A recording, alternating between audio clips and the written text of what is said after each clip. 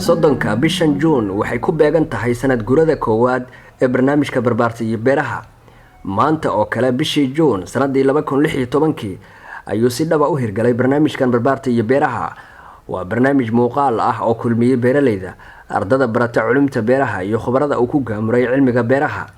sanad gurada koowaad oo maanta ku beegan waxaa barnaamijka barbaarta iyo beeraha hambalyo u diray khubarada beeraha ku takhasustay, ardada barata culumta beeraha iyo qaar ka mid ah suxufiyiinta ka howlgala magaalada muqdisho ee caasimada dalka. haddii aan soo qaadano qaar ka mid ah hambalyadaasi, Professor Cabdiraxmaan Jaamac Ducaale oo waxbarashadiisa Salaamin Bachelor ilaa PhD ku diyaariyay dalalka Romania iyo Norway ayaa hambalyo u diray barnaamijka barbaarta iyo beeraha, isagoona dhiirigeliyay howlaha baraarujinta ah ee uu wada barnaamijkan. waxaan idinku oranayaa sanad wanaagsan oo wacan, waxaan idinku dhiirigelinayaa idinkuna hambalyeynayaa hawsha aad hadda gacanta ku haysaan. hawsha aad gacanta ku haysaan waxa weeye waa hawl la rabay kuwii idinka waaweynaa inay sameeyaan xaqiiqiyan. hawsha aad gacanta ku haysaan waxa weeye hawl loo baahnaa, ay u baahantahay ummadda Soomaaliyeed meel kasta ay joogaan. waa baraarujin lagu baraarujinayo maxay? qabyaalad laguma baraarujinayo, siyaasad laguma baraarujinayo. waxa lagu baraarujinayo waxaad cuni lahayd la soo baxa, waxaad cuni lahayd saad xor noqoto. qofka cuntadiisa haysta waa xor, qofaan cuntadiisa haysan waa in mar walba dadkan yidhaahdaan hay'adaha caalamka noo soo gurmada. marka sanadkaa waxaan leeyahay sanad wanaagsan, fikir wanaagsan baad keenteen. ilaahay idinkii sanadkaa sanadkiisana idinkaaba productionka samayn doona, idinkaa productionka gobolada ka samayn doona haddii ilaahay.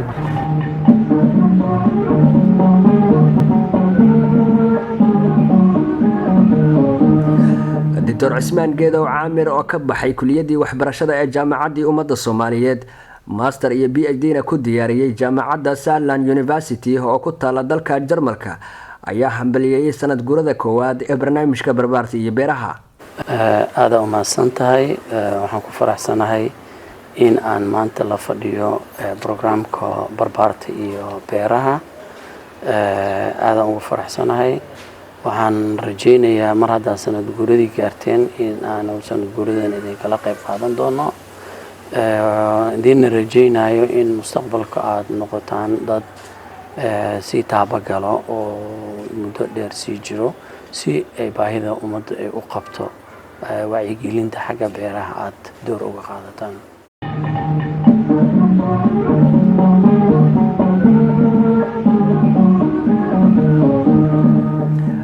hormuudka kuliyadaha beeraha iyo xanaanada xoolaha ee jaamacadda Jazeera ahna gudoomiyaha xarunta cilmi baarista kheyraadka dabiiciga ah, Dr. Maxamed Dayib Sheekh Abubakar, ayaa hambalyo kadib ku ammaanay sidii uu barnaamijkan barbaarta iyo beeraha uga soo warramay dhacdooyin badan oo khuseeya beeraha, isagoona soo jeediyay in la sii xoojiyo barnaamijkan.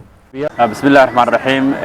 barnaamijka barbaarta iyo beeraha waa barnaamij aad u wacan, aad ugu hambalyeynaya sanad guuradooda. waxyaabihii ay soo qabteen oo waxyaabo la taaban karo oo Soomaali aad u taabanaysa macnaha horumarkeeda, waxaas aad uga hambalyeynaya oo bogaadinaya. waxaan leeyahay barnaamijkan sii badiya oo maxay ahayd waxyaabo badan oo qoseeya ummadda wax taraya qabateen. waa arki karnaa macnaha waxtarkaas haddii la dhabeeyo oo waxyaabaha ummadda soo gudbinaysiin in wax weyn ay noqon doonto. hambalya aan leeyahay barnaamijka barbaarta iyo beeraha oo sanad guuradiisa aad aan ugu hambalyeynaya.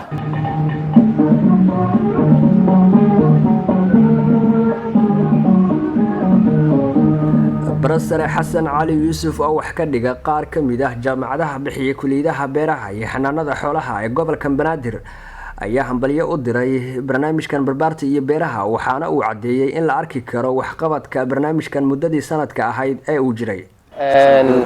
barnaamijka barbaarta iyo beeraha aad ayaan ugu hambaleynayaa waxqabadka fiican ay qabteen, ayna sanad jirsadeen sanadkoogii. runtii waan soo dhaweynayaa, waxaana ku ammaanayaa howlkarnimada iyo shaqada fiican ee ummadda u hayaan. waxaan rajaynayaa inaan annagana mataqaanta aan noqono kuwii ka qayb qaata kolba howlaha ay rabaan inay horumar ku sameeyaan waddanka. marka waddankan waxaa waaye waxaa u maqan barbaarta Soomaaliyeed, waxaana loo baahan yahay markaas in qof kastaaba meesha kaga aadan uu wax ka qabto. markaas saas ayaan u bogaadinayaa, waxaana leeyahay ha sii wadaan, yaan laga caajisan.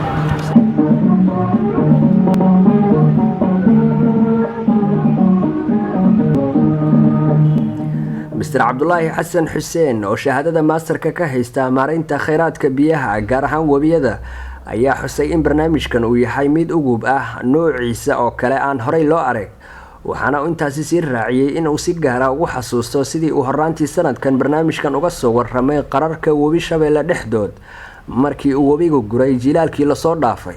hambalyadan ayuuna diray. bismillahi raxmaan raxiim.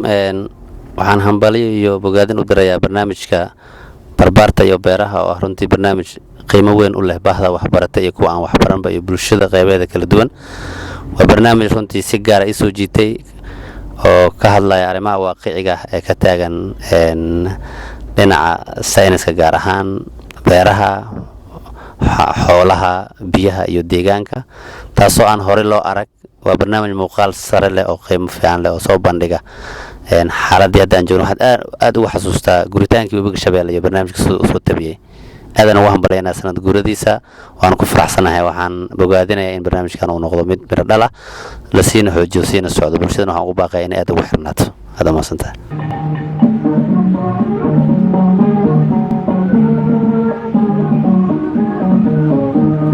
beeryaqaan cabdiraxmaan geelle oo bartay kuliyadda beeraha ee jaamacadda Zamzam ahna gudoomiyaha daryeel bulsho ayaa isna hambalyo u diray sanad guurada koowaad ee barnaamijka barbaarta iyo beeraha. waa barnaamij xogo muhiima gudbiya baraarujin dhinaca beeraha ah oo laga jiiftay ayuu wadaa. sidaa waxaa yidhi beeryaqaan cabdiraxmaan geelle oo la hadlay barnaamijkan barbaarta iyo beeraha. barnaamijka barbaarta waxaan dhihi karnaa waa barnaamij mug weyn oo xaqiiqatan yani dadkeena Soomaaliyeed ku beeray dhiirigelin aad u weyn. ha noqoto xogaha qiimaha badan oo mar walba bixiyo iyo baraarujinta weyn oo ay wado oo ah dhankii laga jiiftay sektorka beeraha oo mar walba yani uu wado inuu baraarujin fiican sameeyo. wallaahi waxaan leeyahay barnaamijkaas dadka wada ugu horeeya walaalkeen Cabdishakuur iyo asxaabta la wehelisaba kameramaanadiisa. waxaan leenahay waa barnaamij aad mar walba waxaa waa yani aad dadkiina ugu adeegaysiin. aniga waxaan qabaa inuusan joogsan barnaamijkan ilaa aad waxaa mir dhalkiisa uu ka noqdo wadankan oo dhanka beeraha boqolkiiba 90 ama boqolkiiba 100 dheh. maxaa 90 leeyahay? maxaa u leedayaa boqolkiiba 100 dheh asagoo gaaray inaan aragno. waxaan qabaa inaan ilaa inta uu ka gaaray wadanka barnaamijkaas aad wadiin. waan kugu hambaleynayaa maadaama aad sanad jirsateen. waxaan idin leeyahay hambalyo barbaarta barnaamijka beeraha. aad ma santiin.